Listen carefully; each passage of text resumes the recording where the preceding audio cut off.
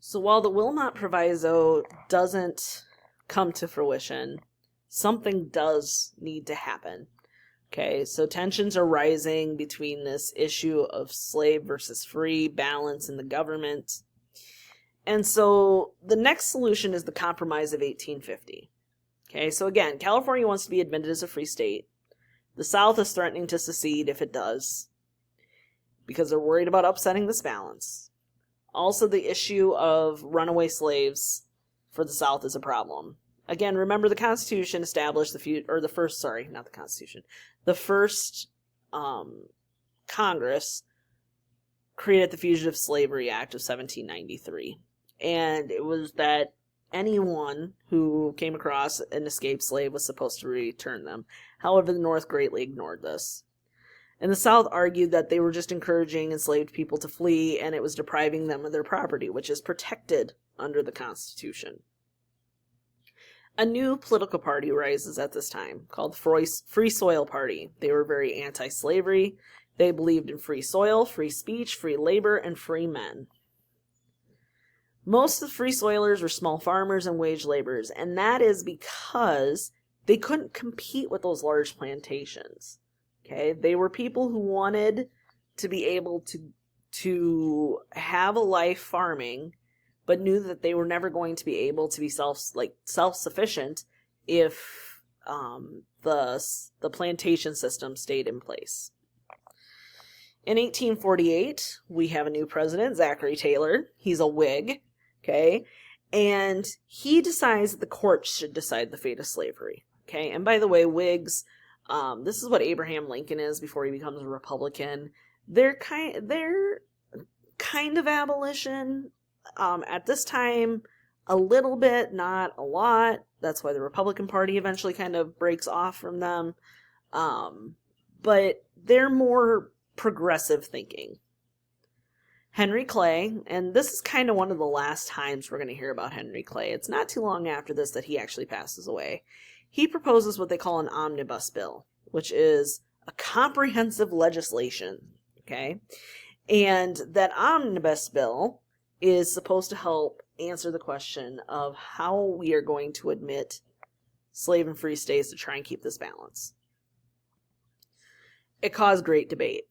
So Calhoun, remember we've heard of this guy too, from South Carolina, he is calling for slave states to start uniting.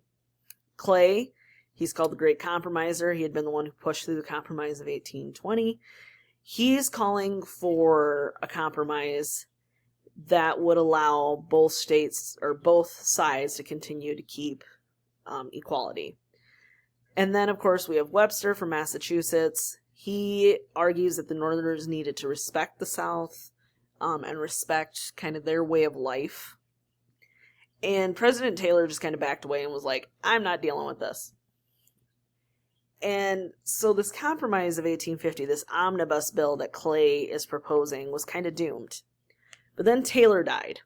Okay, Zachary Taylor dies in office, and Millard Fillmore, his vice president, becomes president. And he supports the compromise. We also are introduced to the little giant, Stephen A. Douglas from Illinois, who is Lincoln's adversary. They've been competing for political strength and power since the very beginning. But Stephen A. Douglas is kind of going to step into the shoes of Henry Clay as Henry Clay ages and then eventually passes. There are 5 components to the Compromise of 1850. First, California is going to be a free state. 2, it establishes the northern border of Texas and its western border. 3, Utah and New Mexico territories would be formed, and they would decide on slavery using popular sovereignty. The people were going to decide. 4, the slave trade would be banned in Washington, D.C. And 5, the fugitive slave law would be strengthened. The Fugitive Slave Act of 1850 punished anyone who aided escaped slaves, forced bystanders, even abolitionists like Quakers, to help capture fugitives, and alleged runaways could not testify in their own defense. So no matter how long the runaway had been away, whether they were born free, they could always be returned to the South and put back into slavery. So this does pass, and it essentially null and voids the Missouri Compromise, or at least most of it. But now we have another issue. Here's Stephen A. Douglas. Stephen A. Douglas is worried about the unorganized territories west of Iowa and Missouri. Iowa is a state by this point. He's worried about it because he wants the Transcontinental Railroad, but he couldn't build it through unorganized territories. So he starts organizing territories of Kansas and Nebraska. And these are both north of the Missouri Compromise line, meaning that if we're following the Missouri Compromise of 1820, they should be free states. But this is going to threaten the balance. And I want you to notice, this is only 4 years after the Compromise of 1850. Douglas did not support slavery. However, he was a huge advocate of popular sovereignty, as we saw in the Compromise of 1850. He sought to repeal the Missouri Compromise and let the territories decide no matter where they're located. Okay, and this becomes known as the Kansas-Nebraska Act. He believed that even if slavery was allowed, the practice wasn't going to survive in the North. So even if Nebraska decided it wanted to be slave, the climate isn't conducive to plantation farming. But in 1854, the Kansas-Nebraska Act is passed. Things just keep getting worse after this. So the Kansas-Nebraska Act is going to allow Nebraska to be free. Okay, again, the climate's not going to support plantation agriculture. But Kansas was a toss-up. There was an anti-slavery side there, and they organized immigrants who were moving out there and armed them as they're moving into the territory. And there was the pro-slavery side, okay? And these supporters were from Missouri, and they were flooding into Kansas to influence the territorial vote. Okay? In November of 1854, these people flooded in as they were voting. The pro-slavery congressional representative won. And quite honestly, even without, they called them border ruffians from Missouri showing up, this most likely would have happened. In March 1855, an election was held to decide if the territory was going to be slave or not. And these border ruffians, again, come into Kansas unnecessarily and stuff the ballot boxes or threaten anyone who would not be voting pro-slavery.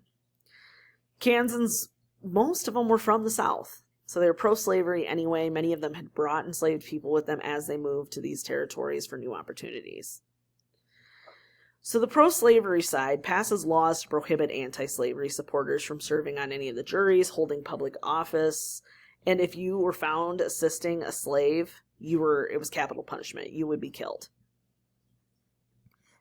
The anti-slavery side decided, well, to heck with this. We're going to establish our own government. And we're going to establish our own constitution. They're not necessarily abolitionists, but opposed to that plantation agriculture. Again, it's these poor white farmers. The pro-slavery government was in Lecompton, while the anti-slavery were in Lawrence, Kansas. And violence continued to grow. And this is playing out on a national stage. It's all the newspapers are talking about. It's all anyone is talking about. May 1856, some ruffians from the pro-slavery capital of Lecompton head into Lawrence. And their goal is to burn the newspaper office and the hotel. And they do just that. No one dies, surprisingly, but it did shock people. The country can't believe what they're seeing. Citizens fighting citizens. We are then introduced to this man named John Brown. So John Brown is an interesting gentleman. He ends up taking his sons out to Kansas to fight this moral war, right? He's fighting for abolition, and it's a moral crusade. And essentially, he wants to seek revenge on these guys who came in and destroyed Lawrence, Kansas. So what he ends up doing is dragging 5 pro-slavery men from their homes, and they hack them to death. With their families in their houses, right? No one is ever punished for this. And in fact, John Brown kind of becomes this folk hero. Senator Charles Sumner from Massachusetts gives a speech blaming fellow senators for the problems in Kansas. Very similar to the kind of things that we're hearing right now. Stephen Douglas in Illinois is blamed because he's the one who, pushed through the Kansas-Nebraska Act. And then Andrew Butler from South Carolina is also named by Sumner. So Representative Preston Brooks, who is Butler's nephew, comes up with a plan to save his uncle's honor. And in May of 1856, Brooks walks into the chamber of Congress and walks up to Sumner, who is sitting at a desk with a heavy chair, can't get up, he's kind of trapped, and Brooks starts just wailing on him with a metal-tipped cane. And he really couldn't get away, and it was hard to get him to stop. Here's, by the way, this is John Brown. By the way, so Sumner is severely hurt. He does eventually return to Senate, but it takes him a long time, and he always has a limp after this. Another important thing that's going on right now is through the judicial branch. Okay, so this is Dred Scott. He was an African-American slave in Missouri, and his owner relocated to Wisconsin for military service and took Dred Scott with him. Scott married a fellow slave that had 2 daughters while they were in Wisconsin. And in 1838, they all moved back to Missouri with his owner. 3 years later, his owner dies. The will leaves the Scotts to his owner's wife's family. Scott tries to purchase his freedom for himself and his family, but the new owners absolutely refused. And so he ends up suing. And Scott's argument is that by living in Wisconsin, which was a free state, that made him a free man. And so this court case, Dred Scott versus Sanford, is going to work its way up to the Supreme Court. Scott ends up losing. And the court actually went way beyond what anyone expected them to. They actually decide that African Americans are property, not U.S. citizens, even if they're born free. So he had no right to sue to begin with. Secondly, slave ownership is a property right, and Congress has no authority to limit slavery. And so the Missouri Compromise is illegal.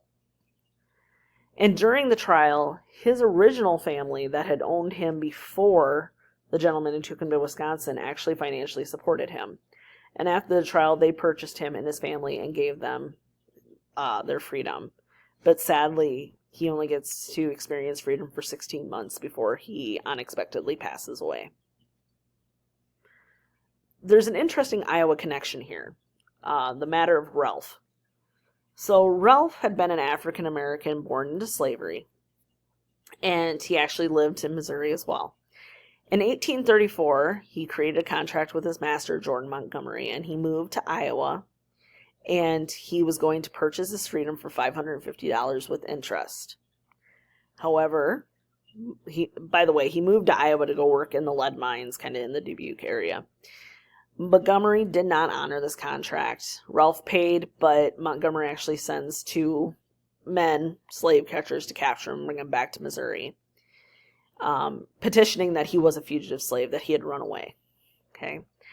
After these 2 men had captured him, they were stopped by a local farmer, Alexander Butterworth, and he let people know what was going on and actually petitioned to the Iowa Territorial Supreme Court. It was the first case heard by the Iowa Territorial Supreme Court, and it was in Dubuque. On July 4th, 1839, Ralph was a free man. The Iowa Supreme Court said he was allowed to move to Iowa. Iowa was a free state, so he was inherently emancipated as soon as he lived in Iowa. So it's just interesting to take a look at, the evolution of slavery and the problems that are going to unfold because of that. Next up, we'll be looking at the American Civil War.